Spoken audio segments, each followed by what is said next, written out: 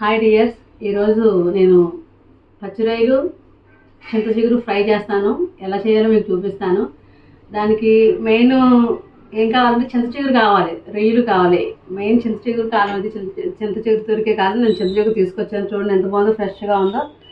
ఈ చింతచిగురిని ఇలా డైరెక్ట్గా వేయకూడదు. ఏదైనా సరే పప్పు వండుకున్నా, ఏ కూరలో అన్న పచ్చడి ఉన్నా సరే, ఈ మధ్యలో ఉంటాయి కదా ఈ ఈనులు తీసేయాలన్నమాట. ఇలా ఒక్కొక్కటి తీసుకుంటా వెళ్ళాలి. ఇలా వెళ్తే ఉంటే ఏమవుతుందో టైం అయిపోతుంది. అప్పుడు ఈజీగా చింతచిగురిని ఈ కాడల నుంచి ఇవి ఉంటాయి కదా, ఈనులు అంటారు, ఈ ఈనుల నుంచి ఎలా వేరు చేయాలో చెప్తాను. ఇప్పుడు ఈ చింతచిగురు ఉంది కదా, ఒక గుప్పిడి తీసుకోండి. ఇలా గుప్పిడి తీసుకొని చేతితో పట్టుకోండి. రెండు చేతులతో పట్టుకొని నెమ్మదిగా ఇలా అంటూ ఉంటే ఈ చింతచిగురు మధ్యలో ఉన్న ఈనులు ఉంటాయి కదా, చిన్న చిన్న కాడలు లాంటి, అవన్నీ మన చేతి మధ్యలో ఉండిపోతాయి. నెమ్మదిగా వదిలేస్తూ ఉంటే చూడండి ఎలా పడుతున్నాయి, చూసారా? చింతచిగురు ఆకులు మాత్రమే పడుతున్నాయి. అదిగో చూడండి, ఇవి ఉండిపోయి ఇవన్నీ చూసారా, ఈ కాళ్ళు ఉండిపోయి చింతచిగురు. మళ్ళీ ఏమైనా ఎక్స్ట్రా ఉంటే మనం చేతితో తీసేసుకోవచ్చు. ఇలా ఇది మాత్రమే మనం పప్పులోకి కానీ పచ్చళ్ళలోకి కానీ ఏదైనా చింతచిగురుతో చేసిన వంటల్లోకి ఇలాగే వేసుకోవాలి. కాడలు తీసుకుంటే తిన్నప్పుడు ఇబ్బందిగా ఉంటుంది. ఇదిగో చూడండి, మళ్ళీ చేస్తున్నా. ఇది చింతచిగురు ఈనుల్లోంచి వేరు చేసే పద్ధతి అన్నమాట.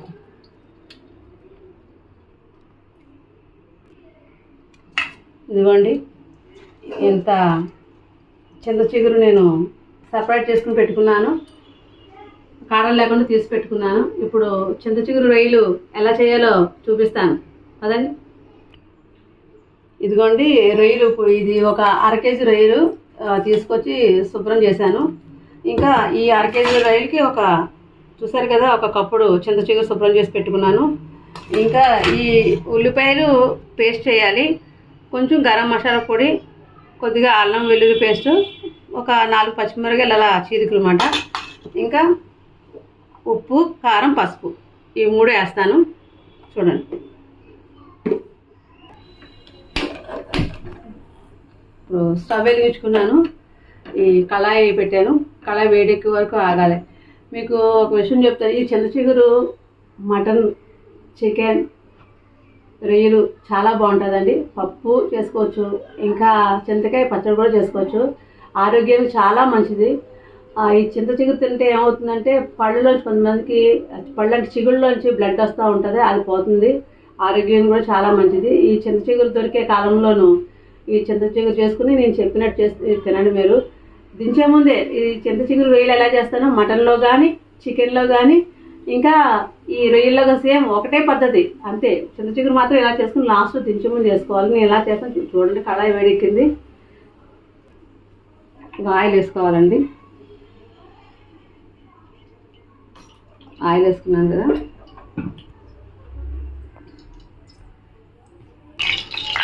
ఆయిల్ వేడెక్కింది కదండి.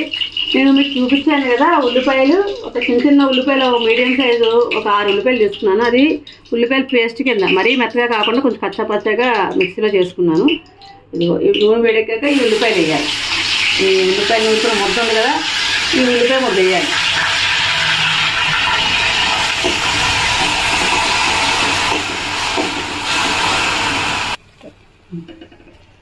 ఉల్లిపాయలు ఎర్రగా వేగిన తర్వాత ఈ అల్లం వెల్లుల్లి పేస్ట్ ఉంది కదా, ఈ అల్లం వెల్లుల్లి పేస్ట్ వేసుకోవాలి. చూడండి, ఈ అల్లం వెల్లుల్లి పేస్ట్ వేసుకుని ఒకసారి వేసుకొని ఈ రొయ్యలు ఉన్నాయి కదా, శుభ్రం చేసుకున్న రొయ్యలు ఉన్నాయి కదండి, ఈ రొయ్యలు తీసుకుని ఇందులో వేసుకోవాలి.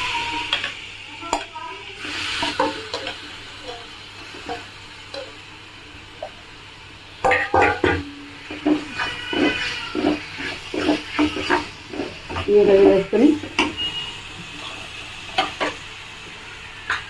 ఈ పచ్చిమిరపకాయలు ఉన్నాయి కదా, ఈ పచ్చిమిరపకాయలు కూడా ఇప్పుడు వేసుకోవాలన్నమాట.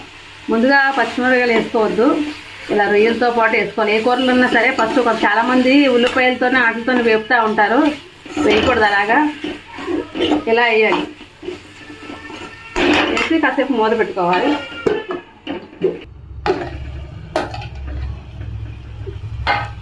ఇదిగోండి, రొయ్యలు దగ్గరికి అయిపోయాయి కదా, చూడండి రొయ్యల్లోంచి వాటర్ కూడా అయిపోయింది. మొత్తం వాటర్ అంతా అయిపోయిన తర్వాత మొత్తం అబ్జర్వ్ చేసింది కదా.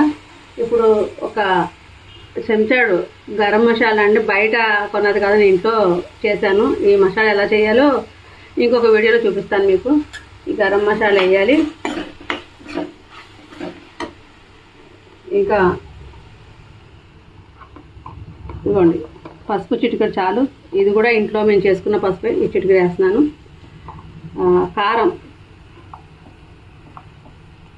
కారం ఒక చెంచాడు, ఇంకో చెంచాడు, 2 చెంచాలు కారం వేసాను కలిపి. ఈ కారం కూడా ప్యాకెట్ల కారం, పచ్చి కారం అది కాదు, మసాలా కారం, కూర కారం అని తయారు చేస్తారు. ఈ కారం తయారు చేసే వీడియో కూడా మళ్ళీ ఇంకోసారి పెడతాను.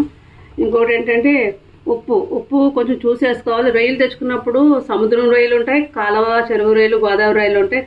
కాలువల్లోని చెరువుల్లోని గోదావరిలో రొయ్యలకి అంత ఉప్పు తక్కువ పట్టదే, బాగానే వేసుకోవచ్చు. కానీ సముద్రంలో ఉన్న రొయ్యలకు మాత్రం కొంచెం అవి ఉప్పు నీటిలో ఉంటాయి కదా, కొంచెం తక్కువ చూసేసుకోవాలి. ఇది కొంచెం వేసుకుంటాను, కావాలంటే మనం ఉప్పు సరిపోకపోతే అప్పుడు చూసేసుకోవాలన్నమాట. ఇవన్నీ కలిపేసి అయిపోయిందండి. ఇలా అయిన తర్వాత ఇవన్నీ కలిపిన తర్వాత ఇప్పుడు ఫైనల్ ఏంటంటే ఇది మనం శుభ్రం చేసి పెట్టుకున్న చింత చిగురు ఉంది కదా, ఏదైతే ఉందో ఆ చింత చిగురు వేసుకోవాలన్నమాట. ఇదిగోండి చింత చిగురు వేసుకుని ఇలా కలుపుకోవాలి.